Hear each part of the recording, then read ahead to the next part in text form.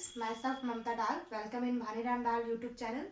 आज अपनी बात करते हैं परासरण या ऑस्मोसिस की। तो देखो, अगर अपने इसकी डेफिनेशन की बात करें तो जल का अपनी अधिक मात्रा से कम मात्रा की ओर गमन अर्धपारगम्य झिल्ली द्वारा इसे अपने क्या कहते हैं? परासरण कहते हैं। परासरण को इंग्लिश में क्या बोलते हैं? ऑस्मोसिस कहते हैं। तो जैसे अपने एक एग्जांपल के तौर पे समझते हैं। जैसे अपने ये बीकर ले रखा है और इस बीकर के अंदर अपने बीच में क्या लगा रखे? सेमी परमेबल मेम्ब्रेन, जिसको हिंदी में क्या बोलते हैं? अर्धपारगम्य झिल्ली।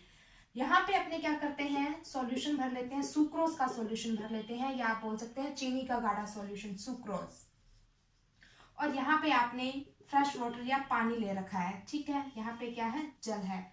तो यहाँ पे अगर इन दोनों में अपने कंपैरिजन करें और बी में, तो ए और बी के अंदर पानी की मात्रा कहाँ पे ज्यादा है? ए में ज्यादा है। और बी में क्या है? जल की मात्रा कम है। तो अभी अपने डेफिनेशन क्या दे रहे थे परासरण की? जल का अपनी अधिक मात्रा से, या आप यहाँ पे वर्ड यूज कर सकते हैं सांद्रता। जल का अपनी अधिक मात्रा से कम मात्रा की ओर गमन क्या कहलाता है? परासरण कहलाता है। किसके द्वारा? अर्धपारगम्य झिल्ली के द्वारा।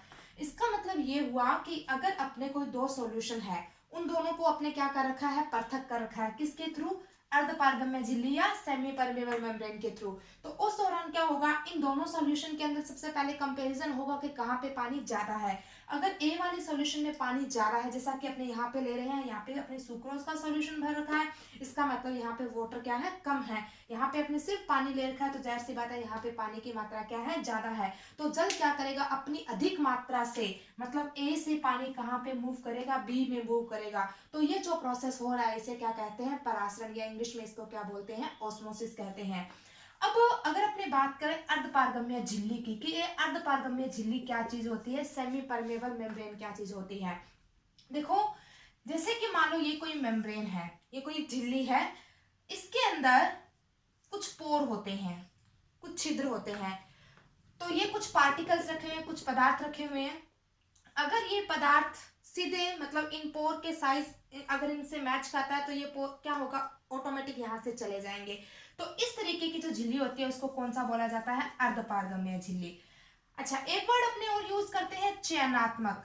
चयनात्मक का मतलब होता है कि जैसे यहाँ पे कोई बड़े पार्टिकल है, ठीक है, या कुछ और है, और यहाँ पे मेम्ब्रेन के इस साइड क्या है? इन पार्टिकल की क्या है? आवश्यकता है। तो ये मेम्ब्रेन क्या करती है? पहले इनको सिलेक्ट करती है कि हाँ, मेरे को इन सब पदार्थों की आवश्यकता है। तो इस तरीके की जो मेम्ब्रेन होती है उसको कौन सा बोला जाता है? चयनात्मक। इसका मतलब वास्तव में जो एनिमल्स या जो प्लांट्स के अंदर जो सेल मेम्ब्रेन होती है वो कौन से प्रवृत्ति की होती है? अर्धपारगम्य वर्ड यूज करते हैं। अर्धपारगम्य का मतलब जो क्या करती है? मतलब पार्टिकल जो होते हैं, जो जिनका साइज इससे जो पोर है इसकी झिल्ली के अंदर, अगर उसके साथ इन पार्टिकल का साइज मैच करता तो क्या करेंगे? अंदर एंटर कर जाएंगे। लेकिन उसके साथ साथ जो सेल मेम्ब्रेन होती है, अब जैसे ये सेल का इंटरनल एरिया है, यहाँ पे किसी चीज की आवश्यकता है, तो जिस चीज की आवश्यकता है उस चीज को जो मतलब चेक करना है, किस चीज को सिलेक्ट करना है, ये भी कौन काम करती है? यही मेम्ब्रेन काम करती है। इसीलिए यही मेम्ब्रेन क्या है? चयनात्मक है। और इसी मेम्ब्रेन के लिए अपने कौन सा वर्ड यूज कर लेते हैं? अर्धपारगम्य वर्ड यूज कर लेते हैं। तो अब देखो, यहाँ पे अपने जो परासरण की जब डिफाइन करते हैं, परासरण को समझाते हैं, तो अपने जो मेम्ब्रेन यूज करते हैं वो अर्धपारगम्य मेम्ब्रेन। मतलब अर्धपारगम्य मेम्ब्रेन अगर अपनी सिंपल भाषा में बोले तो ऐसी मेम्ब्रेन जो वाटर को मूव करने देती है, जल को जाने देती है, उसको क्या बोल सकते हैं? यहाँ पर अर्धपारगम्य झिल्ली बोल सकते हैं। अब परासरण जो है, परासरण एक सिंपल प्रोसेस है जो मतलब लिविंग सेल्स के अंदर देखने को मिलता है। जैसे अपने एग्जांपल लेते हैं, अगर अपने परासरण के महत्व की बात करें, ये सिग्निफिकेंस की बात करें, तो परासरण जैसे जो प्लांट की जो रूट है जो वाटर ऑब्जॉर्व कर रही है, वो भी कौन से प्रोसेस से करती है? परासरण से करती है। उसके अलावा जैसे उसकी जो कोशिकाएं हैं प्लांट की, एक से दूसरी कोशिका में जो पानी जा रहा है वो भी कौन से प्रोसेस से जा रहा है? परासरण के प्रोसेस से जा रहा है। अब जो परासरण है, परासरण को आप बिल्कुल एक सिंपल एग्जांपल से इस तरीके से भी समझ सकते हैं कि जैसे आपने ये पानी ले रखा है और इस पानी के अंदर आपने क्या डाल दी? किशमिश डाल दी। तो यहाँ पे अगर अपने दोनों जगह पानी की कंपैरिजन करें, कहाँ पे पानी कम है, कहाँ पे पानी ज्यादा है, तो किशमिश के अंदर पानी क्या है? कम है, बाहर पानी क्या है? ज्यादा है। तो जल क्या करेगा? अपनी अधिक मात्रा से कम मात्रा की ओर मूव करेगा। तो ये कौन सा प्रोसेस हो रहा है? परासरण की प्रक्रिया हो रही है। अब अगर एक और एग्जांपल ले अपने, जैसे अंगूर है, अंगूर को अपने गाढ़े चीनी के घोल में डाल देते हैं। जैसे आप ये अपने गाढ़ा चीनी का घोल रखा है, इसके अंदर अपने क्या कर दिया, अंगूर डाल दिया। अब अगर इन दोनों में कंपैरिजन किया जाए तो अंगूर के अंदर पानी की मात्रा क्या है, ज्यादा है। बाहर जो आपने सॉल्यूशन लिया वो क्या है, बहुत गाढ़ा है। तो जाहिर सी बात है जल की मात्रा कहाँ पे ज्यादा है, अंगूर के अंदर ज्यादा है। तो ऐसी स्थिति में जो अंगूर होगा उसका पानी क्या हो जाएगा, बाहर निकल जाएगा। इट मीन्स जो परासरण की जो प्रोसेस है, परासरण की प्रक्रिया के अंदर क्या हो रहा है, यहाँ पे जो पानी है वो क्या कर रहा है, मूव कर रहा है। आप ये भी बोल सकते हैं सॉल्वेंट या विलायक मूव कर रहा है। तो इस तरीके से जल का अपनी अधिक मात्रा से कम मात्रा की ओर गमन अर्धपारगम्य झिल्ली के द्वारा क्या कहलाता है, परासरण कहलाता है। अब अपने परासरण को दो भागों में बांट सकते हैं। एक होता है अंतःपरासरण, एक होता है बाह्य परासरण। इंग्लिश में जो अंतःपरासरण है उसको एंडोस्मोसिस बोलते हैं, और जो बाह्य परासरण है उसको एक्सोस्मोसिस बोलते हैं। तो देखो क्या होता है अंतःपरासरण और बाह्य परासरण। अंतःपरासरण और एक होता है बाह्य परासरण। इंग्लिश में अंतःपरासरण को बोलते हैं एंडोस्मोसिस और बाह्य परासरण को बोलते हैं एक्सोस्मोसिस। ठीक है, तो देखो अपने एग्जांपल से समझते हैं। जैसे यहाँ पे अपने किशमिश को ले रखा है, ठीक है, और यहाँ पे अपने क्या ले रखा है, वाटर ले रखा है। अगर किशमिश के अंदर अंदर पानी एंटर कर रहा है तो यहाँ पे कौन सा प्रोसेस हो रहा है, एंडोस्मोसिस, मतलब जल क्या कर रहा है, अंदर आ रहा है। और अगर इसका जस्ट अपने एंटी एग्जांपल ले, वाटर जो अंदर एंटर कर रहा है ये क्या है, अंतःपरासरण है। और अगर आपने अंगूर ले रखा है और इसको गाढ़े चीनी के घोल में डाल रखा है और इसका पानी अगर बाहर निकल रहा है तो ये कौन सा प्रोसेस हो रहा है, बाह्य परासरण है। इसका मतलब अंतःपरासरण और बाह्य परासरण एक तरीके से परासरण का ही टाइप है। और परासरण के अंदर सेमी परमेबल मेम्ब्रेन या अर्धपारगम्य झिल्ली की जरूरत पड़ती है। तो जाहिर सी बात है यहाँ पे भी जो ये अंगूर की जो मेम्ब्रेन है, जो झिल्ली है, वो जो किशमिश की झिल्ली है वो किसकी तरह यहाँ पे काम कर रही है, अर्धपारगम्य झिल्ली की तरह काम कर रही है। तो जल का अंदर आना, सॉल्वेंट का अंदर आना, ये क्या है, अंतःपरासरण है, इंग्लिश में एंडोस्मोसिस। और जल का बाहर निकलना क्या कहलाता है, बाह्य परासरण कहलाता है।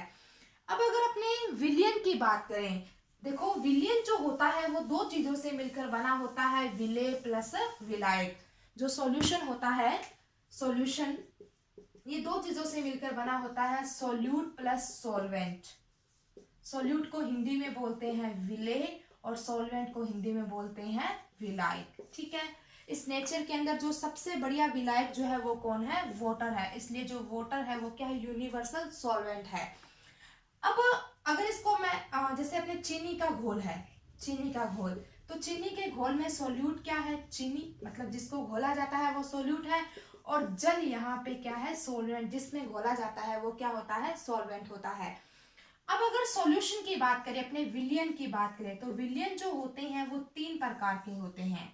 एक होता है हाइपोटोनिक विलयन, एक होता है हाइपरटोनिक विलयन, और एक होता है आइसोटोनिक विलयन। देखो क्या चीज होती है हाइपोटोनिक, हाइपरटोनिक और आइसोटोनिक।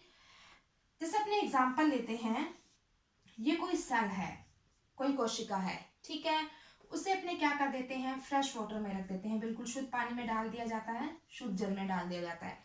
तो ऐसे कंडीशन में अब देखो अगर अपने सेल की बात करें तो सेल के अंदर वाटर तो होगा लेकिन बाहर वाटर क्या है, ज्यादा है।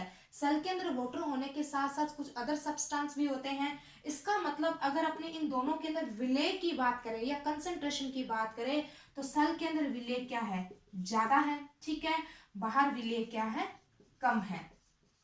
और या आप ये बोल सकते हैं बाहर सॉल्वेंट क्या है, ज्यादा, मतलब विलायक क्या है, ज्यादा है। तो ऐसे कंडीशन में क्या होगा, जो वाटर होगा वो क्या करेगा, सेल के अंदर एंटर करेगा, क्योंकि बाहर पानी की मात्रा ज्यादा है। अगर इन दोनों को कंपैरिजन किया जाए, इन दोनों में कहाँ पे जल ज्यादा है, कहाँ पे कम है, तो बाहर पानी की मात्रा ज्यादा है, सेल के अंदर पानी की मात्रा क्या है, कम है। तो ऐसी स्थिति में जो जल क्या होगा, अंदर एंटर करेगा और सेल जो होगी वो हल्की सी स्वेल कर जाएगी, फूल जाएगी। तो इस तरीके से जो ये बाहर वाला जो सॉल्यूशन है इसे कौन सा सॉल्यूशन कहा जाता है, हाइपोटोनिक सॉल्यूशन। हाइपोटोनिक सॉल्यूशन को हिंदी में बोलते हैं अल्प पराशरी विलयन। ऐसा विलयन जिसके अंदर पानी की मात्रा ज्यादा, या फिर आप वो ये बोल सकते हैं विलेय कम या सांद्रता कम। जो सांद्रता टर्म यूज होती है मेनली वो विलेय के लिए यूज हो जाती है। मतलब सोल्यूट की मात्रा के हिसाब से। तो बाहर जो है वो विलेय क्या है, कम है, या आप ये मानो बहुत मतलब ना के बराबर है, पानी यहाँ पे क्या है, ज्यादा है। तो जाहिर सी बात है जल क्या करेगा, अपनी अधिक मात्रा से कम मात्रा की ओर मूव करेगा। किसकी सहायता से, कोशिका झिल्ली की सहायता से, या आप ये बोल सकते हैं कि अर्धपारगम्य झिल्ली के द्वारा। तो यहाँ पे जो इस तरीके से जल अंदर प्रवेश कर रहा है, मतलब कौन सा प्रोसेस हो रहा है, एंडोस्मोसिस हो रहा है। और ये बाहर वाला जो सॉल्यूशन होता है, इसे कौन सा सॉल्यूशन बोला जाता है, हाइपोटोनिक सॉल्यूशन या अल्प पराश्रयी विलयन। अल्प पराश्रयी, अल्प का मतलब कम, जिसकी सांद्रता क्या है, कम है, और पानी की मात्रा क्या है, ज्यादा है। अब अगर अपने दूसरा एग्जाम्पल समझे, इसके अंदर आप एग्जाम्पल ऐड कर सकते हैं, किशमिश वाला एग्जाम्पल। किशमिश को जब पानी में रखा जाता है तो जो पानी है वो एक तरीके से हाइपोटोनिक सॉल्यूशन की तरह बिहेव कर रहा है, अल्प पराश्रयी विलयन की तरह। किशमिश को उसके अंदर डालने पर किशमिश क्या होगी, स्वेल कर जाएगी, फूल जाएगी। तो वो कौन सा प्रोसेस हो रहा है, अंतःपरासरण हो रहा है प्रोसेस। तो और जो बाहर वाला जो आपने सॉल्यूशन लिया है वो किस तरीके का सॉल्यूशन है, हाइपोटोनिक सॉल्यूशन है। उसके बाद में बात करते हैं हाइपरटोनिक सॉल्यूशन की। हाइपरटोनिक सॉल्यूशन क्या होता है, जैसे आप क्या करते हैं, एक मतलब बिल्कुल पिचकी हुई सेल, ऐसे सेल जिसमें पानी बहुत जिसमें पानी बहुत ज्यादा है।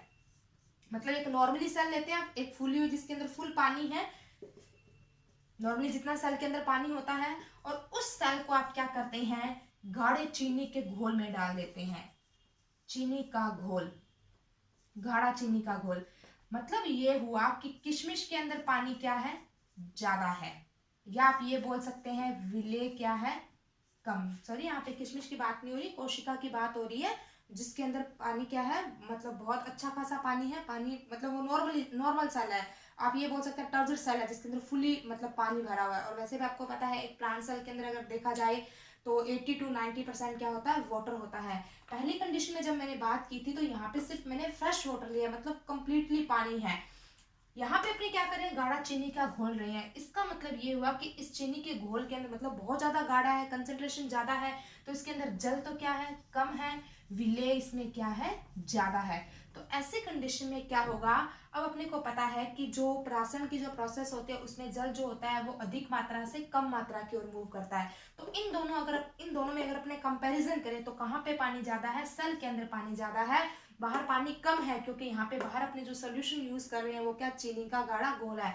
ऐसे कंडीशन में जो जल होगा वो क्या हो जाएगा, बाहर निकल जाएगा। मतलब कौन सा प्रोसेस हो रहा है, एक्सोस्मोसिस, सेल से पानी क्या कर रहा है, बाहर निकल रहा है। तो इस तरीके से अंतःपरासरण बाह्यपरासरण दोनों के दोनों क्या है, एक तरीके से परासरण के प्रोसेस है, यहाँ पे जल बाहर निकल रहा है।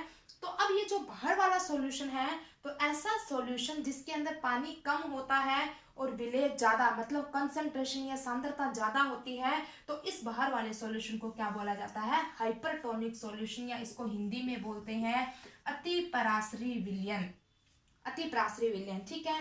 उसके बाद में नेक्स्ट बात करते हैं आइसोटोनिक। आइसोटोनिक को हिंदी में बोला जाता है समपराश्रयी विलयन। जैसे अपने एग्जाम्पल के तौर पे समझते हैं, मान लो कि आपने ये एक सेल ले रखी है, ठीक है, और इसको नॉर्मली आपने किसी सॉल्यूशन में डाल रखा है, कोई सा भी सॉल्यूशन है।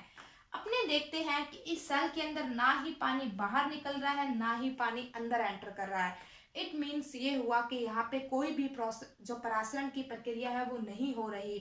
तो इस तरीके से जो ये सॉल्यूशन है इसे क्या बोलेंगे आप, समपराश्रयी। सम मतलब समान, आइसोटोनिक। समपराश्रयी मतलब यहाँ पे जो दोनों सॉल्यूशन है, जो दो जगह आपने यहाँ पे जो पानी की मात्रा आप कंपैरिजन कर रहे हैं, दोनों जगह क्या है, पानी की मात्रा बराबर है।